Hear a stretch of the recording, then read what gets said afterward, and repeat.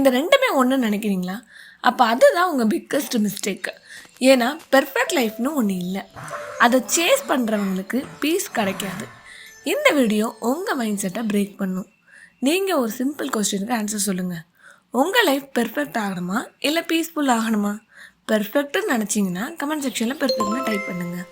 பீஸ்ஃபுல்னு நினச்சிங்கன்னா பீஸ்னு கமெண்ட் செக்ஷனில் மறக்காமல் டைப் பண்ணுங்கள்.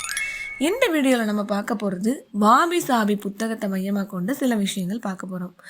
இதில் வாபிங்கிறது ஆடம்பரத்தை தவிர்த்து எளிமையான வாழ்க்கையில் உள்ள மகிழ்ச்சியை பார்ப்பது. சாபி காலம் செல்ல செல்ல ஏற்படுகிற மாற்றங்கள் மற்றும் குறைகளை ஏற்றுக்கிட்டு அதில் உள்ள அழகை பார்ப்பது. நம்ம சொசைட்டி என்ன கற்றுக் கொடுத்துருக்கு? Perfect body, perfect relationship, perfect success. Instagram scroll பண்ணுங்கள், மீடியாவில் உள்ள எல்லாருமே பெர்ஃபெக்ட் லைஃப் வாழ்கிற மாதிரி தெரியும். ஆனால் உண்மை என்ன?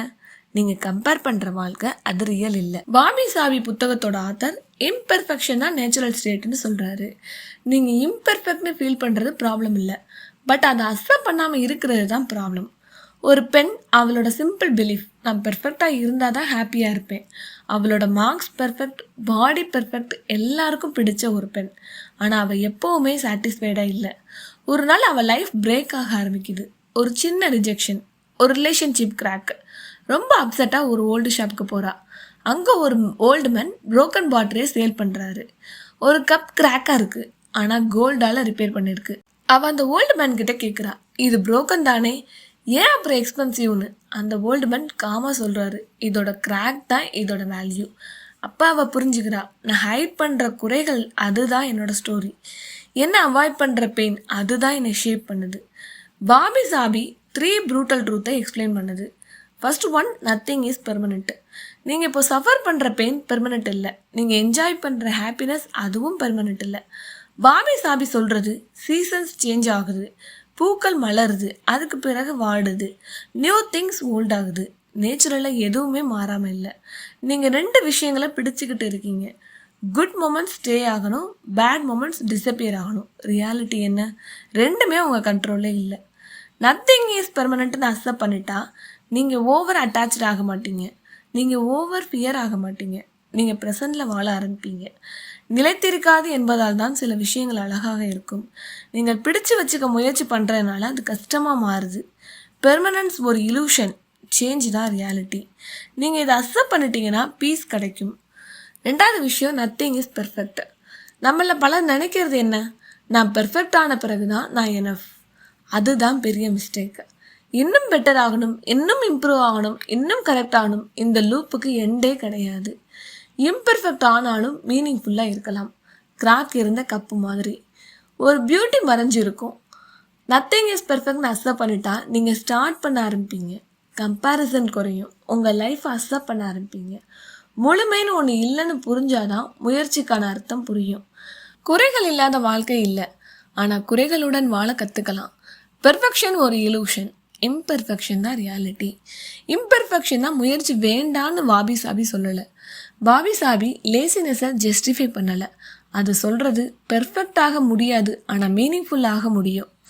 3வது விஷயம், நத்திங் இஸ் கம்ப்ளீட். கம்ப்ளீஷன் ஒரு இலூஷன் மாதிரி.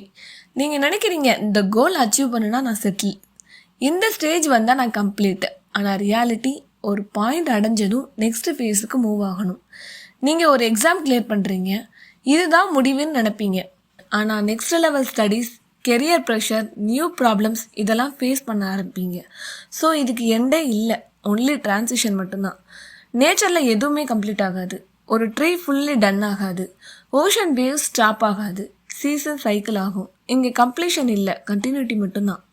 நீங்கள் எந்த லெவலுக்கு போனாலும் ஏதாவது ஒரு குறை கண்டிப்பாக இருக்கும். இன்கம்ப்ளீட்டாக இருந்தாலும் மூவ் பண்ணுங்கள்.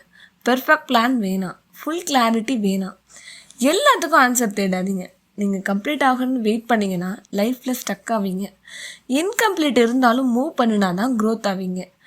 வாபி சாபி சொல்கிற ஒரு கசப்பான உண்மை, நீங்கள் ஓவர் திங்கிங் பண்ணுறது கிளாரிட்டி இல்லாதனால இல்லை, நீங்கள் கண்ட்ரோலை விட மறுக்கிறதுனால.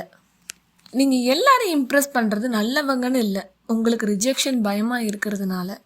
நீங்கள் பெர்ஃபெக்டாக ட்ரை பண்ணுறது க்ரோத்துக்காக இல்லை, ஜட்ஜ்மெண்ட் அவாய்ட் பண்ணுறதுக்காக. நீங்கள் நினைக்கிறீங்க நான் எல்லாத்தையும் கண்ட்ரோல் பண்ணிடலாம்னு, ஆனால் ரியாலிட்டி, பீப்புள் சேஞ்ச் ஆகுவாங்க, சுச்சுவேஷன் சேஞ்ச் ஆகும், பிளான்ஸ் ஃபெயில் ஆகும். உங்களால் கண்ட்ரோல் பண்ணக்கூடியது ஒன்று தான், நீங்கள் எப்படி ரியாக்ட் பண்ணுறீங்கன்னு. ரவின்னு ஒரு பையன் தன்னோட மிஸ்டேக்ஸ், ஃபெயிலியர்ஸ், இன்சல்ட்ஸ் எப்போல்லாம் ஃபேஸ் பண்ணுறானோ அப்போல்லாம் தன்னோட ஸ்கூல் பேக்கில் ஒவ்வொரு கல்லாக போட்டுக்கிட்டே வரான்.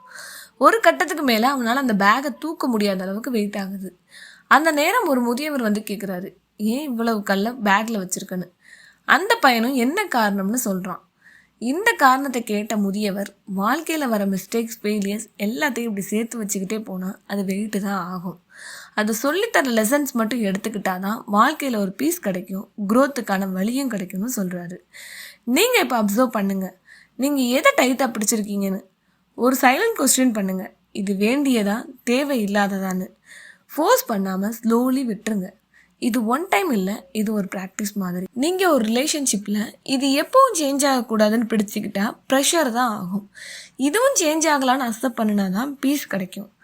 எல்லா பெயினுக்கும் மீனிங் வராது, எல்லா டேமேஜுக்கும் வேல்யூ வராது. ரிப்பேர்ஸ் எஃபெக்டிவாக இருக்கணும். ஒரு ஃபெயிலியர் ஃபேஸ் பண்ணுறீங்க, அதில் வர லெசன் எடுத்துக்கல, மறுபடியும் அதே மிஸ்டேக் ரிப்பீட் ஆகுது. இதுக்கு பேர் க்ரோத் இல்லை. ஒரு நாள் பிளான் பண்ணது போல் சக்ஸஸ் ஆகலைன்னா எல்லாம் கெட்டு போச்சுன்னு அர்த்தம் இல்லை. எல்லாம் சரியாக இருந்தால் தான் வாழ்க்கை நல்லதுன்னு இல்லை, சரியாக இல்லாத அக்செப்ட் பண்ணினா தான் நல்லது. உங்கள் லைஃப்பில் நிறைய கிராக்ஸ் இருக்கலாம், ஆனால் அதுதான் லைட் உள்ளே வருவதற்கான இடம். இந்த வீடியோ பிடிச்சிருந்தா லைக் அண்ட் ஷேர் பண்ணுங்கள். என்னோட சேனலை மறக்காமல் சப்ஸ்கிரைப் பண்ணுங்கள்.